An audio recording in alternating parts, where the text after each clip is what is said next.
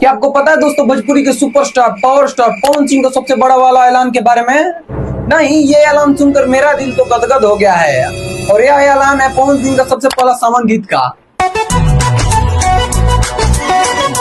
मैं आपको बता दूं कि हरिहर चूड़िया खाती पवन सिंह का पहला सावन गीत आने वाला है और यह गीत सावन शुरू होने से पहले रिलीज कर दिया जाएगा। और जिस चैनल से रिलीज किया जाएगा उस चैनल का नाम है टीस रीच। सच बोलूं तो पवन सिंह का यह सावन गाना का पोस्टर देखकर फुल्ली पॉजिटिव वाइब आ रहा है। और सच बोलूं तो दोस्तों पवन सिंह का पहला सावन गाना सुनकर मेरा तो मन ही तृप्त हो जाएगा। और पवन सिंह को जितने भी चाहने वाले हैं, गाना सुनने वाले हैं, वो लोग एक ही बात चाहते हैं कि सावन का पहला गाना पवन सिंह से ही शुरुआत हो। और इसी को देखते हुए पवन सिंह ये गाना लाते हैं।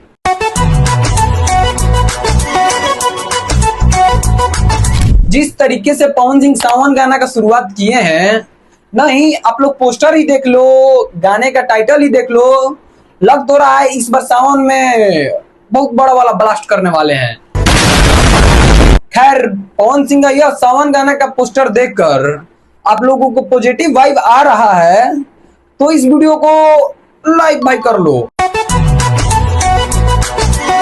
तो चलो दोस्तों अब बात करते हैं तेज प्रताप का सबसे बड़ा वाला ऐलान के बारे में। क्या इन दिनों तो आप लोग देख ही रहे हैं कि तेज प्रताप का एक बहुत वीडियो वायरल हो रहा है जिनमें वो दावा करते हैं कि चुनाव हम लड़ेंगे। अच्छा। लेकिन वो क्लियर नहीं किए कि किस पार्टी से लड़ेंगे और कहां से लड़ेंगे। हसनपुर से ही चुनाव लड़ेंगे या सीट बदलेंगे? वो तो बात की बात है, देखेंगे पहले, अभी सस्पेंस है अभी बात। लेकिन कहीं ना कहीं वो आरजेडी के खिलाफ ही खड़े होने वाले हैं। इसीलिए तो वो मोदी जी से रिक्वेस्ट कर रहे हैं कि मुझे एक बार अपने पार्टी में मौका दीजिए, उसके बाद आप देखिए मैं क्या करता हूँ। आपके चैनल के माध्यम से बोलना चाहते हैं मोदी जी को जी कि आप हमको मौका दीजिए। क्या आपको लगता है कि मोदी जी अपने पार्टी में इनको मौका दे सकते हैं?